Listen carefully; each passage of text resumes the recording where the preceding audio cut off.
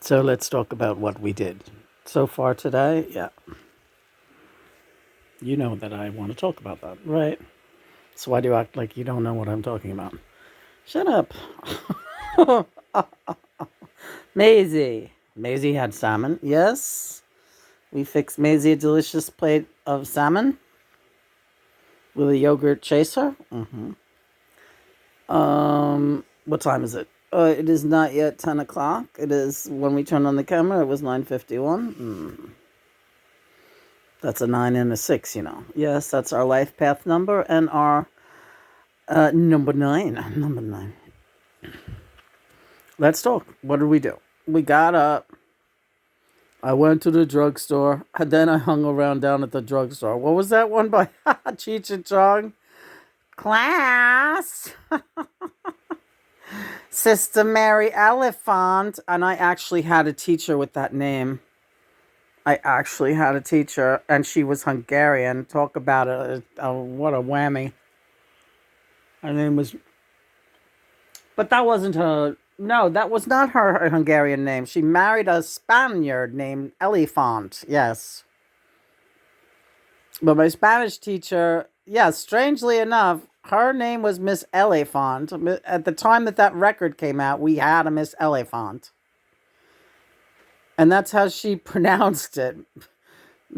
I am Miss Elephant. There is a picture online of Miss Elephant that I found of somebody that took it during brought it to an old class reunion, and there's that face on her, a real fucking shit smelling face, and she thought she was glamorous. Yeah, she would get all dolled up, but she looked like Bonnie Raitt. That's who she looked like. Yeah, so she wasn't ugly. She was attractive. She had that big fucking poof of red hair, but it was phony, I think. I don't know that was her color hair. It might have been. Yeah, it was weird. You're right, because she had like that, even that Bonnie Raitt, that white stripe. Go, yeah, I think that was her hair. Anyway, her name was Miss Elephant. Funny what you think of. Class, shut up! And she did the exact same thing. She had an accent, but she had an annoying, everybody shut up! Yeah. She hated me. Well, you were not a very good student in that class. You were always cutting out. And when you showed up, you were a disruption, let's face it. Stoned every time. Yeah. I had her the year where we discovered pot. Yeah. It was her misfortune. You know what? If you fucking sign up to teach in junior high, you should have your fucking head examined. Unless you want to fucking get down and smoke with those kids, you're up against it. That's all I could say. So Miss Elephant was like mad at the world. Yeah. Mad at the world. And then when I found out she was Hungarian, I said, "Oh, I'm Hungarian." She looked like she wanted to kill someone. Like I was a disgrace to her people. Yes. I thought she'd be nice and like me. That never worked for me. Nobody. People would find out I was also Hungarian, and they were like no longer proud of it or something. I was always thinking, oh, we're gonna have a kinship, and it was always like, oh no, oh God, no. But you know who's Hungarian? Yeah, Jerry Seinfeld. Yeah, Jerry Seinfeld's a Hungarian Jew, man. He's the best, isn't he? Yeah. I remember when I did tell my friend Elisa, who was half Hungarian, half German, half Hungarian. Elisa Steinemeyer. Exactly. Elisa Steinemeyer. God almighty. When I told her a couple of years back, quite a few years back, we were still speaking, so had to be over 20 years ago. I said, you know who's also Hungarian? It's Jerry Seinfeld. She goes, oh, of course he's one of us. Yeah. Of course he's one of us. Yeah. And that is the reaction I would always have appreciated. That type of thing instead of, come on, Lena. They didn't all go, I got that feeling. I never was, it was weird. Not a good thing. What about Christopher? He has got like an eighth of Hungarian in him. But it's still remarkable that he does have a quarter. Okay, he's got a quarter. It is remarkable that Christopher's got a quarter of Hungarian in him. Yeah. When I first met him, I asked him, "What are you? Are you Irish?" And he said Hungarian first. Yes. And I said, "You're Hungarian? You really?" And then he rattled off a bunch of other stuff, but I was like, "Whoa, okay, he said that first. That's interesting. He's proud of that." The other one seemed so common, I figured give him the... Yeah, and then I came back at him with, "I'm full-blooded Hungarian, baby. You're looking at a gypsy." You know what? One time I was in a car accident with a guy, not a car accident, a crazy Serbian man, an old man. I had my brand new car for exactly 24 hours, I think. And I was driving to work in my brand new Hyundai, year 2000, on Forest Avenue, right past Joe, just a block or two past Joe's restaurant. I'm almost at my office. This fucking lunatic runs a red light flying downhill from another avenue. He was coming down from, you were on Forest and he was on Fresh Pond. Right. You're good. Well, I paid attention. I traveled those roads with you. You remember Fresh Pond Road? Do I ever? God, don't cry. Please don't cry. All right. Johnny. So this old guy, and he was old. He was like fucking 80 years old. He comes flying down. And he's on like a little, little fucking nuts and bolts moped. Comes fucking flying down through this red light. I was stopped. I was at a stop sign. This is what happened. Yeah. And he fucking swerves right into careens into the fucking passenger. If somebody had been in the passenger side, they would have gotten really hurt. Completely smashes the passenger side in on this moped. Flies under, the moped goes flying in one direction. He goes flying under the car. I'm like, did that just happen? There was only one other person. She was on the street, a half a block down. She was sitting outside at a laundromat, a young woman. Thank God for that woman. She saved my life. Because she came walking over and she was like, "I saw the whole thing. And I'll stay right here." And I was like, God bless you. Meanwhile, where's the guy? He's under the car. I get down on my knees. I look under the car. He's under the car. There's gas all around, and he's got a lit cigarette in his mouth still. He never dropped the cigarette from his mouth, right? And he's kind of sniggering, and he's drunk. And he's going, "Oh, boy, Jesus Christ, what the hell?" Right. I said, "Could you get out from under this car? Give me that cigarette. What are you doing? The car's going to blow up." Crawls out from under the car, never dropped the cigarette, smoking the whole time. Oh, he was smoking, all right. I says, and then he's like, "Oh, how you doing?" And he's like, reminded me of like my father in a strange way. He was a foreigner. He had an accent, so, and I thought maybe he's Hungarian. He seems like a Hungarian. I don't know, what is this guy? But it didn't matter. I was like, "Listen, I'm going to call." No, you don't call the police. No, you don't.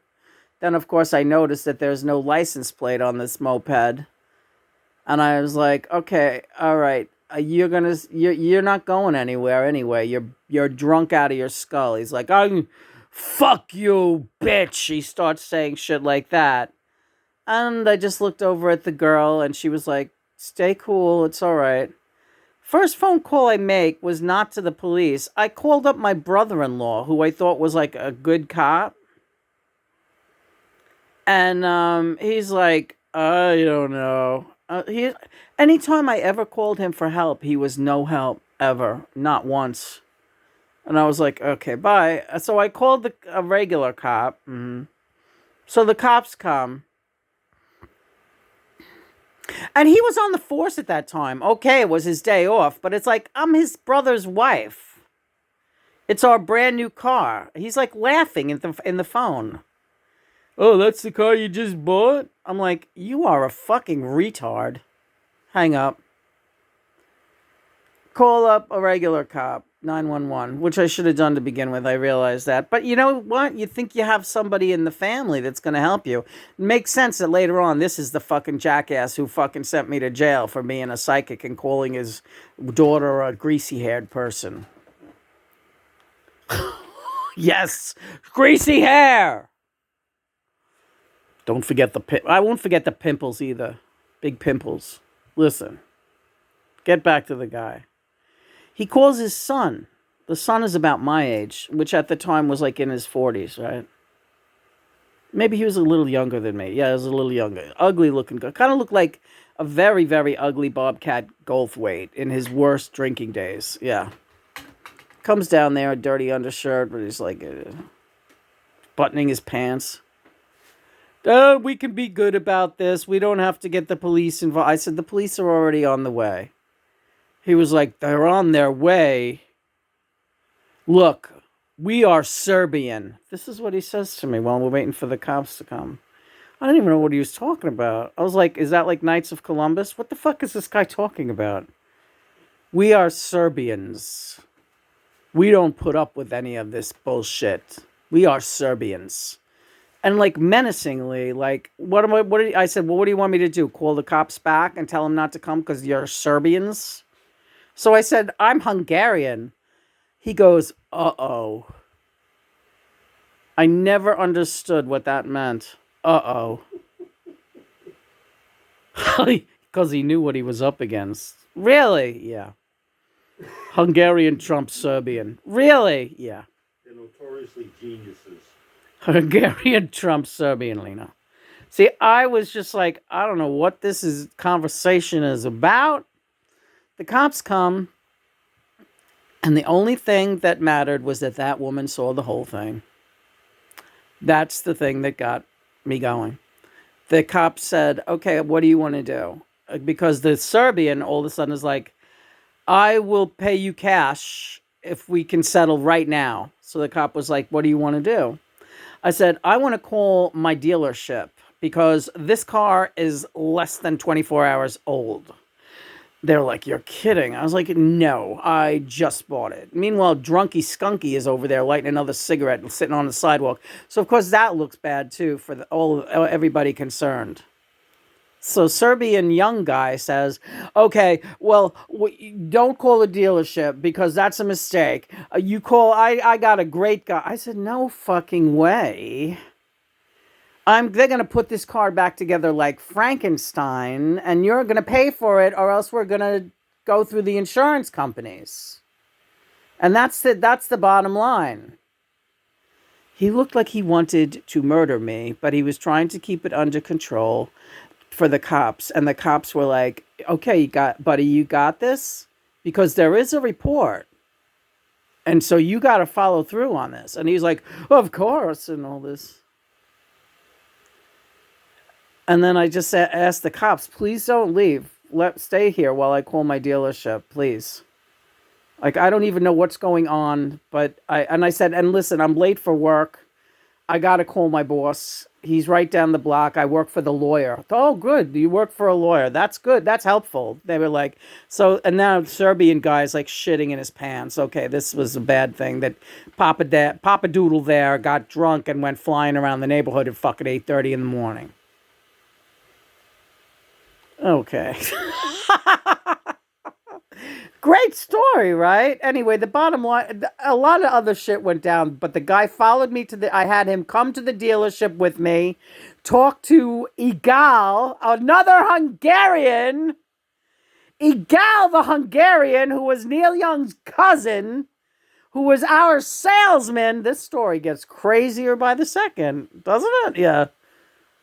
You lived such an extraordinary... Igal was this guy who was Neil Young's cousin. He was a frustrated guitar... Listen, this is another story. Igal, we had Neil Young tickets that week. It just so happened the guy who sold us our Honda was Neil Young's cousin who was playing at that concert. He was like the phantom guitarist playing backstage. This was like the weirdest. Chris, am I right? The weirdest fucking bunch of circumstances I ever seen in my life. I remember the exact song that Egal was playing. What story? Yeah, because we look on. There's nobody on stage. With Egal, the electric guitar. right? Neil had his acoustic. There was a pedal Amazing. steel, a drummer, and then there was an electric. What song was Egal playing on? That I couldn't say. Oh, he just said he remembered the. I remember the setup.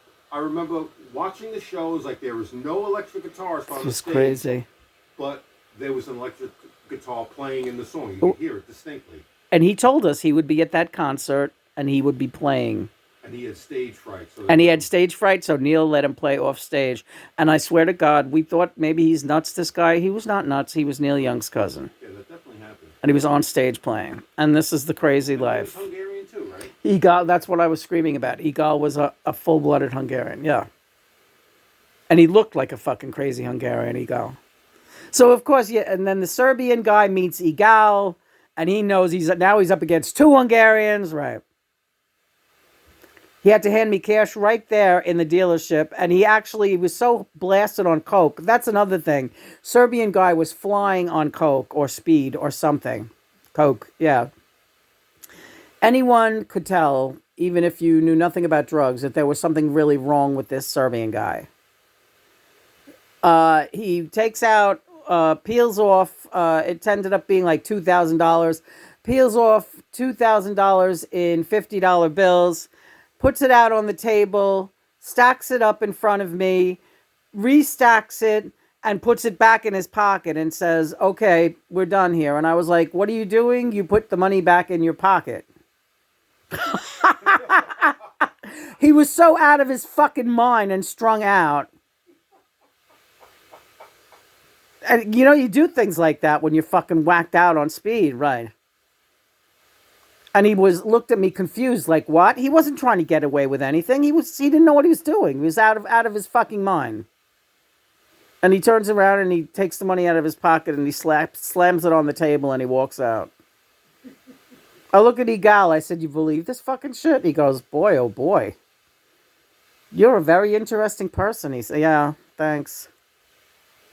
I said, I'm an interesting person. What about that guy? Then Egal says, Egal was great, though. He was like, don't go outside, Lena. Don't go outside. If you stay here with me, we'll have a cup of coffee. I want to wait till that guy is gone. And then I'm going to give you a loaner car. But he's not going to see you leave here.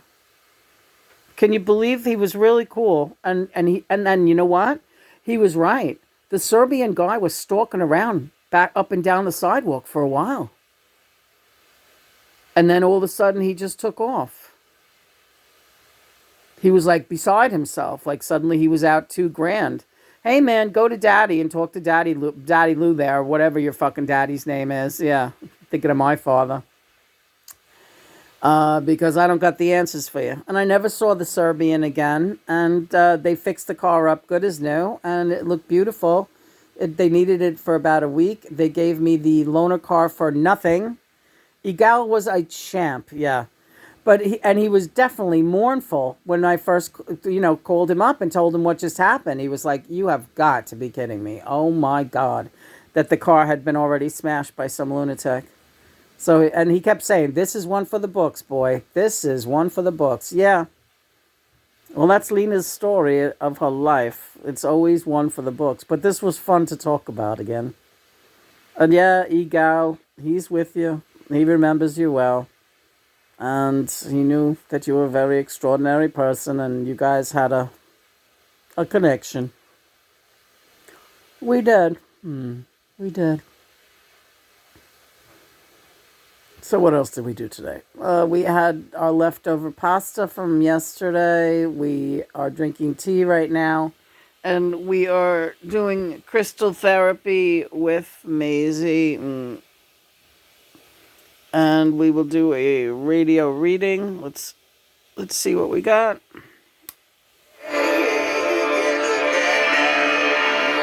Living on the edge. Living on the edge. Yeah, yeah, yeah, yeah, yeah, yeah, yeah, yeah, yeah, yeah, yeah.